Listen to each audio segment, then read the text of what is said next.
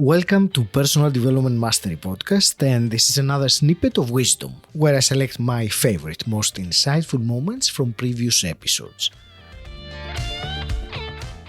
Let's dive right in.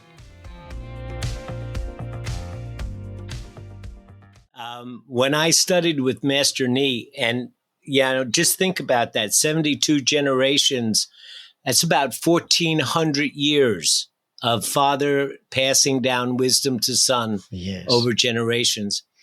And of course, the Shaolin Temple is where, the TV show Kung Fu was centered. And so, Kung Fu, Tai Chi, the I Ching, all of these are Taoist practices. It's kind of like a sister to Buddhism. And I studied under Master Ni for 6 years. Not that I did not go to the Shaolin Temple. He came to Miami and came, and he had a group there, a Taoist group that he sponsored and taught at. And he was the transformational mentor that brought me from, that world of money and legal to a much happier life. Let's put it that way. But I remember one time we said to him, and I will tell you this, he always chuckled and giggled a lot. He was 72 years old when I met him, and he looked no more than 45. His face was wrinkle-free. He was as supple as a baby. He could sit on his heels, and just amazing. And he was one of those folks who, the moment you met him, you said, this guy's got it. He knows, he understands, and I want to know what he knows. So just feed me, please. So one day we asked Master Ni, why do they call you master? And he said, well, because I have mastered life. And he chuckled and walked away. He was always chuckling. So we got him a little bit later and we said, well, come on now, tell us, what does it mean to master life? And his face became serious and he looked at us and he said, when you can interfere the least and have the desired impact, and when you know what the desired impact is, you have begun to master life. And it just even sends chills down me today. But it's that interfering the least. And, so many of us live feeling that we're responsible for everything. We carry the weight of the world on our shoulders. We exhaust ourselves with work that perhaps is not efficient or effective. And what Taoism really studies is going with the flow. It is not, a God-based religion, although it did come out of the shamanistic traditions of ancient China. But still, it has developed into something which is much more psychological than it is anything else. And what it teaches that going with the flow has a certain trap to it. Most people think when they hear going with the flow, oh, I'll just take my hands off the wheel and, la-di-da-di-da, life is but a dream, merrily, merrily, merrily, I'm floating down the stream. And it's not like that. Life's not like that, unfortunately.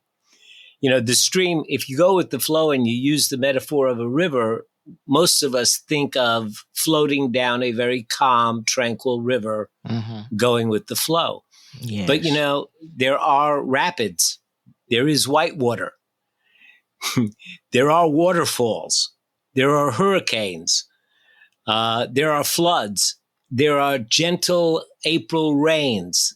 There's dew. There's so many different aspects of what the flow is that we have to be sensitive to it, because if I'm in my canoe and the water is calm, that's true. I don't have to pay too much attention to it.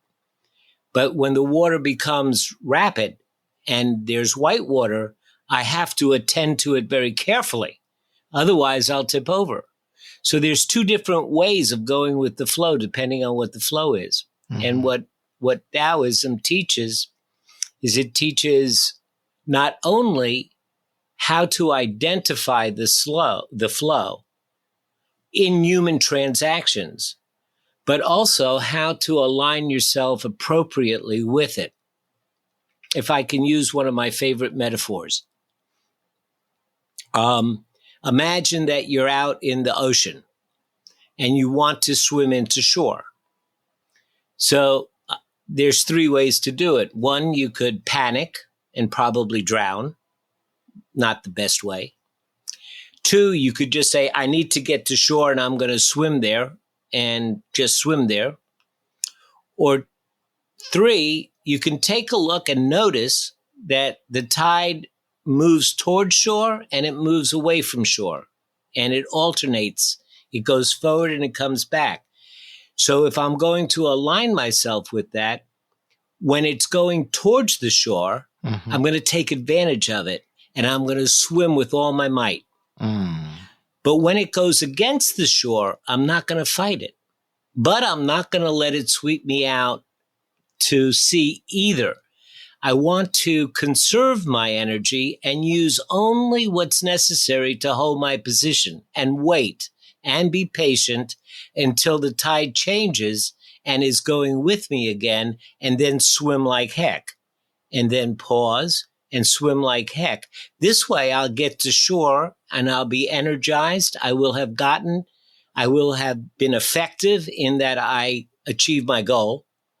And I will have been efficient in that I interfered the least and used the most efficient capacities that I personally had to apply.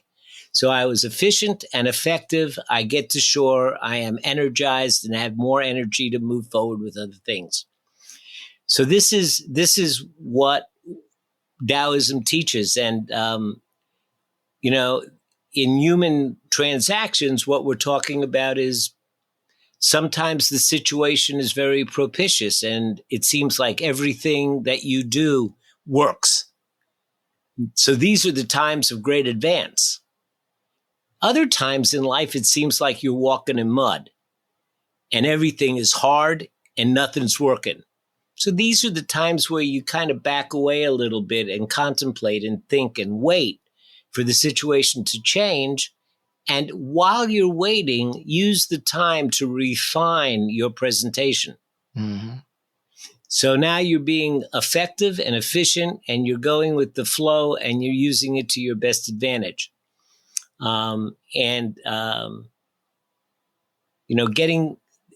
Developing that skill. And it is a skill. The good news is that it can be learned. It doesn't come to us naturally, but it can be learned. Living that life is a life that is just a lot easier. If you enjoy listening and appreciate what we're doing here, the quick, simple favor I'm asking of you is to click the subscribe button. Until next time, stand out, don't fit in,